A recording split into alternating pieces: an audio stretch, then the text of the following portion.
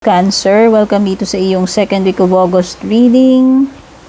Silipin natin yung mga energies mo ngayong second week. Kung bago po kayo dito, ako si Purple Teen. Syempre, don't forget to subscribe and tap the bell icon dito sa ating YouTube channel. At para sa may gusto ng personal reading, dumiretso kayo sa Purple Teen Facebook page. Yung link at details po nakasulat sa description below. So, pakibasa na lang. Nandyan yung link. Itatap nyo lang yung link. Mapupunta na po kayo sa aking FB page.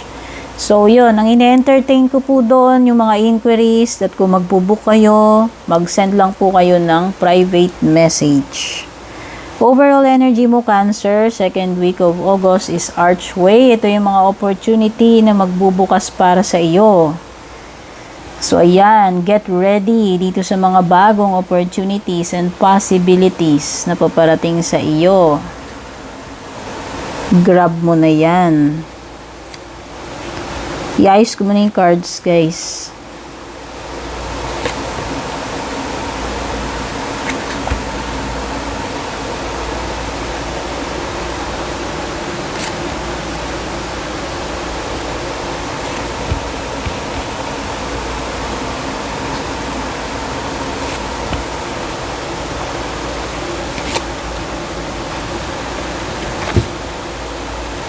So, meron kang yoke.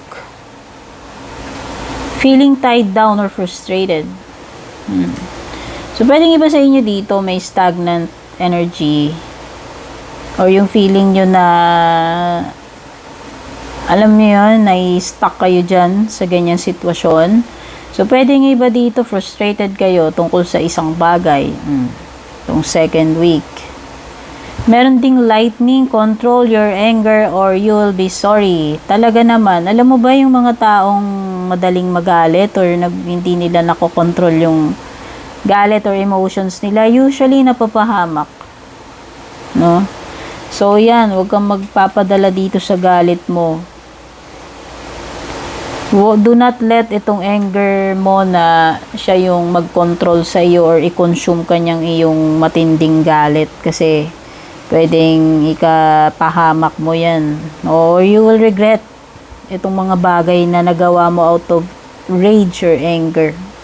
Marami kayang crimes na ganyan na yung nagagawa nila yan out of rage, anger. No?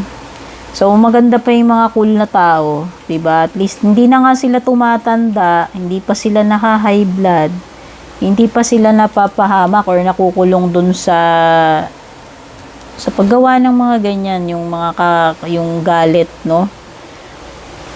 Mga, alam mo yon, side effects ng nagpapadala ka sa galit mo. Box, you will receive a gift. Ayan, may matatanggap ka daw na regalo from someone, o baka naman, so sorpresahin ka, magugulat ka na lang, biglang may regalo ka na dyan, galing from someone. Valley, deep personal strength and peace that assures success. Oh, di ba? As long as magpapakatatag ka daw dito sa bagay na ito, garantisado yung success mo. Okay? Kailangan lang talagang magpakatibay. Maging persistent, no? Malakas ang loob. Apple, temptation will test you. O yan, tutuksuin ka daw. O kung sino man itong mga akit sa'yo or tutukso sa'yo para gawin itong bagay na to. So, nasa sa'yo na yan kung magpapadala ka sa temptation. Money path. Path with money is waiting for you so to find it. Sabi dito, hanapin mo yung pot of gold mo kung saan ikaw ay magiging successful and abundant. So, yan. So, pwedeng iba sa inyo dito, hindi nyo pa nakahanap itong treasure island ninyo. So, ayan. Pero huwag kang mag-alala. Ayan na nga yung archway, oh. Ito na nga yung mga possibilities. Malay mo, ito na yung path to papunta rito sa iyong treasure island, diba?